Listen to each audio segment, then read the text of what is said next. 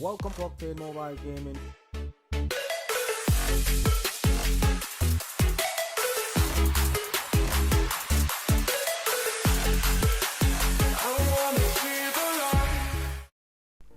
Welcome once again to the channel. Today we take a look at the combinations that I'm using for the current event.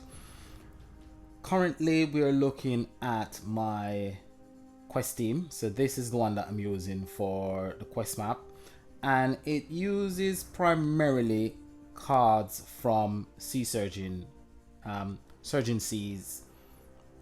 It uses 3 copies of the Master Collection card, and the reason why I'm using 3 copies of the Master Collection card is to increase the total amount of damage buff that I've got. So each copy of the Master Collection card will give you 100% damage increase. However, it will only give you 4 water power gems, 6s. So there's not much water power gem production coming from those 3 cards. However, you will get enough water power gems on the board because you've got Surgeon Seas, which will give you 10 water power gems. It will also increase the damage buff by 100% as well. So it gives you 4 water power gems with its battle skill, 6 water power gems with its passive, and 100% damage increase as long as you've got 10 power gems on the board. You will have 10 power gems on the board when you activate all these 4 cards battle skill, because they produce all their power gems at the end of the turn. They will not crush. You'll go into the next turn, you'll have a full board of water power gems, you'll get your boost at the side, then they'll crush. If it's time to activate Uprising Coven, then you activate the battle skill for Uprising Coven. Do remember, however, that you have to activate the battle skill of these 4 cards the turn before you activate Uprising Coven. Now, Uprising Coven is the one that's going to give me the killer skill. It's also going to increase self damage by 200%, making it the main damage dealer, because it's going to get 400% damage increase coming from Surgeon Seas and its 3 Master Collection card. Put that on top of the 200% that it's got, you get 600% damage increase. It creates 6 water power gem 5s, and it attacks for 500% of recovery, which is a nuke. It doesn't really work very well, it doesn't really do much. You will also heal for the same amount. It cleanses 1 enemy debuff from each water commander on the team, which is the Pierce the Resistance. This is what you're going to need throughout the event, especially going up against the ultimate bosses. You're gonna need this cleanse. It also cleanses 1 or dispel 1 buff from the boss. The bosses are running 2 buff this week. 1 is fear, 1 is armor. They're 2 annoying buffs. The debuff is also annoying. It's blind. It wastes your effort, so that needs to be dispelled as well. This one will dispel 1 of the boss's buff, and it will also dispel blind. It will not dispel the second buff, and you do get 2 buffs on the ultimate bosses. On other bosses, you either get 1 debuff or 1 debuff, 1 buff, or you just get 1 debuff or 1 buff. So this is one that you will need to put on your deck, even if you've got the current ultimate form. The ultra rare for this deck also is a good card to add to your deck combination. We're gonna look at a combination that I've got that uses both the Master Collection, the ultra rare, and the ultimate form. So that's my deck for my Crusade. This is one of the two decks that I'm using for the solo bosses and the ultimate bosses. Now, when the ultimate bosses are quite low, I use this one till I get up to around about level 17.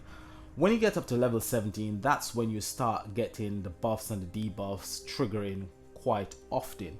Now, if you've only got Uprising Coven on your combination, you're gonna run into the problem where when you activate its battle skill, it's only cleansing 1 of the buff. More than likely, it's going to cleanse fear. Armor will still be there, and unless you can pierce through the armor, all your damage will just go straight down to 1, wasting all your effort. So you need to get rid of armor alongside fear. Not so much fear, but armor. Fear can actually benefit your deck depending on which card is hit by fear. Now, if you've got a deck combination like this, where you've got Squall Sea Tempest, Surging Seas, and Trojan Lovers that produce basically most of or all of their power gems passively, you'll get that passive spawn of power gem continuously going, especially at the beginning of the turn. When you get hit with fear, you lose your battle skill. As soon as those crush, you'll get back your battle skill. So for a deck like this, you don't really have much problems with fear. But if you haven't got enough cards producing your power gems passively where you can fill the board, then fear is going to become a problem. So my advice would be to get rid of fear, get rid of armor, get rid of blind. Now I've got 2 copies actually of the Master Collection card. I got 2 copies from the 500 Gem Vault. Didn't manage to get a copy of the Ultra Rare.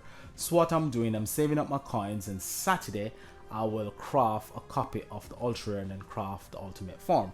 As I said yesterday, the Ultimate Form is a really good supporting card. It's a really good utility card going forward, and for this event it is going to be one of the cards that is really useful. As you can see on this combination, I'm using Captain Jinx, which is the Master Collection card, and what it's doing for my deck, it's giving me 30% damage increase, which is not a lot, but it does help. But the thing that I'm relying most of all, for is its ability to give me those 13 Power Gem 7s when I'm doing my massive attack.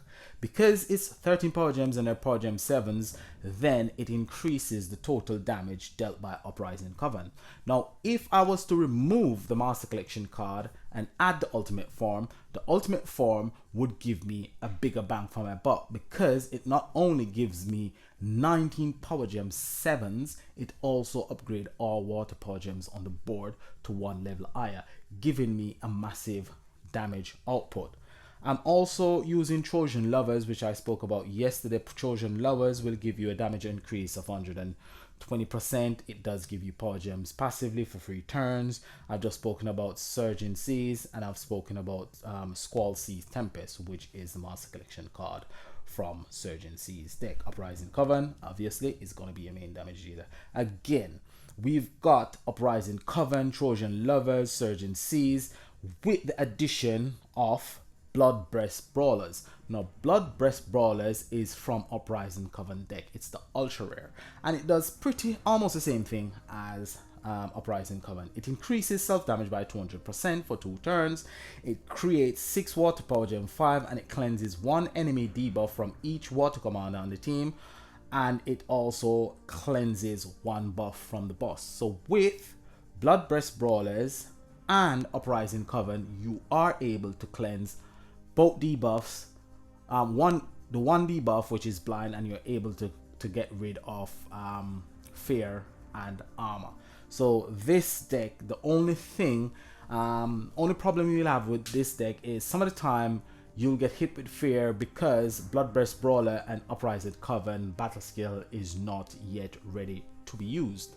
However, if you had the Ultimate Form and swap Captain Jinx, which by the way dispels fear, if you swap it for the Ultimate Form will give you additional coverage for fear and armor, because it does dispel fear and it does dispel armor. So that is quite nice, having the Ultimate Form. So that is like a backup to get rid of fear and armor. However, blind has to be dispelled by Bloodbreast Brawlers or Uprising Coven.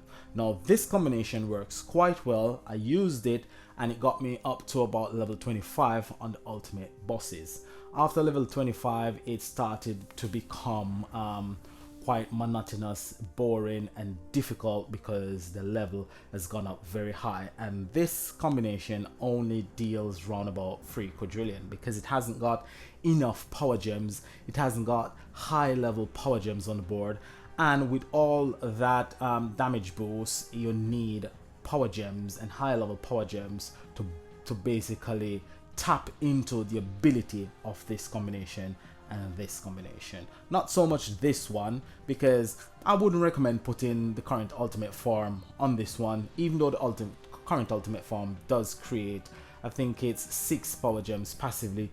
Yeah, you could really put it on it, but it's only got 30% damage increase, and what I'm looking for that 100% damage increase.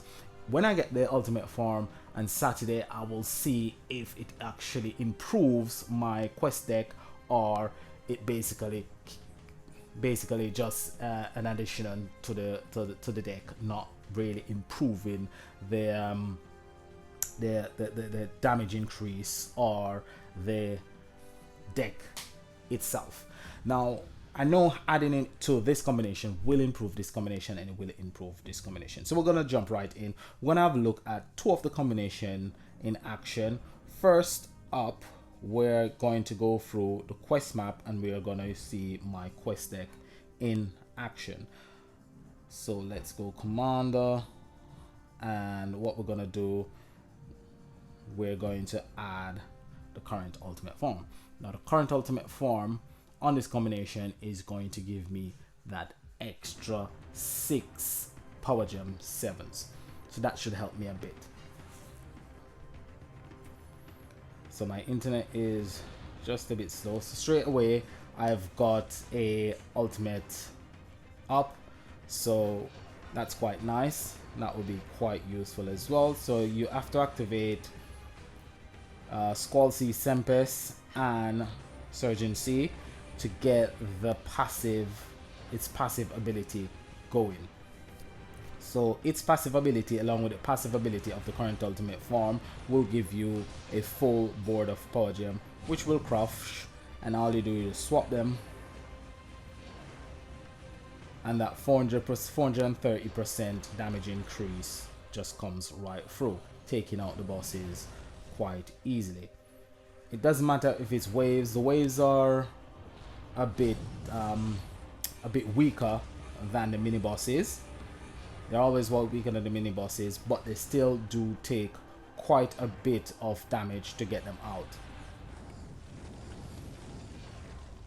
So we're up to the 3rd boss now, which is a mini boss. What I'm gonna do, I'm gonna activate the battle skill of Squall and Surgeon Sea. This should relatively take out the boss. The mini boss is strong, but I've got that nice damage increase, 430% damage increase, which is just working its way right through the bosses. Now we're gonna take out the Wisp. We're gonna move on to the 2 final waves of this match. So here comes the battle skill. The battle skill for Surgeon Seas and Squall is going to be ready on the next turn to be activated, because as you can see at the side, everything is at 1. You've still got all those power gems that they create passively, so you just go ahead, activate the battle skill, and because Uprising Coven has got that boost, that self boost for 2 turns, I just go ahead, activate the battle skill, and then just match all my power gems. Now I match all my power gems together in a commander event, because you want to get your commander gems in a string. And there you go, without even using the current ultimate form, I've taken out the final boss. So that 630% damage increase is really useful. So we've got the ultimate up. The ultimate is quite low, so you won't really see the deck itself doing much. But what I'm gonna do, I'm just gonna play through a few of the ultimates, and I'll probably put a clip when the bosses, when ultimates get to probably about 17 or 18. I'll put a clip at the end of the video just to show you the ability of this deck to actually get rid of all those buffs and debuffs, because I believe Uprising Coven in the current event is going to be one of the most valuable card alongside the current ultimate form. So the Uprising Coven, it's ultra rare, and the current ultimate form, those three cards are going to be the MVP of this event, because those three cards are really, really good. The 2 damage dealers and supporting role would go basically to the current ultimate form, because the current ultimate form is a really good utility card or a really good supporting card. So it's one that you would like to get in your collection. So save your, if you haven't got it this time around, do save your coins, and at the end of the season, if there hasn't been a better ultimate form for this season, then you can get it. But I'm expecting to see at least 1 or 2 really good deck for this season. So there we go. It takes all the ultimates quite easily until you get up to, as I said, about level 17. Then it starts to become a bit difficult. But what I'm gonna do, I'm gonna fight the solo boss so that you can actually see the deck up against the solo boss. And the one that I use for the solo boss is the one that uses a copy of Sea Squall Tempest. This one I use it mainly for the ultimates. So we're gonna use 3 keys. The maximum damage this combination have done so far, Uprising Coven done, I think it's 3.7 quadrillion. It doesn't always do 3.7, but most of the time it does do over 1.1 or 1.2 quadrillion damage. So let's see the damage output that we'll get on this first attack, and then we keep playing through, and you can see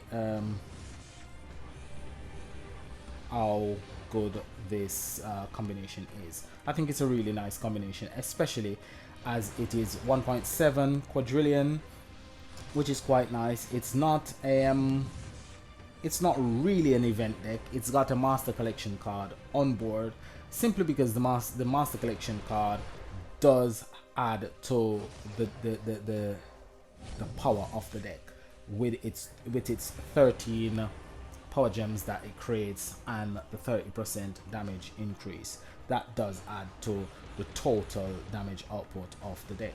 Now, as you can see, we've got Fear up.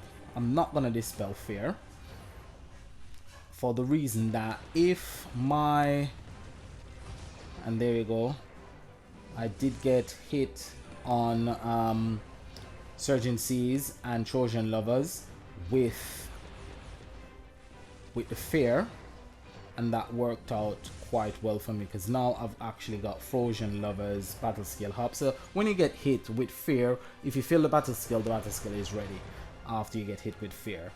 So now my gems are gonna crush, and I'm gonna get back the battle skill of the Master Collection card and Trojan Lovers again.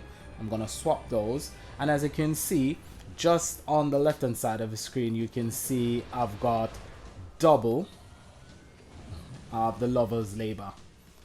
So if I get hit 3 times in a row with Trojan Lovers, if I get hit 3 times with Fear on Trojan Lovers, as long as I can crush enough gem to get its battle skill powered up, I can activate its battle skill again. So you can get 3 times its ability on the board, and 3 times its ability on the board does produce quite a number of power gems. So as I said, Fear actually aids you in some ways, and in another way it actually works against you.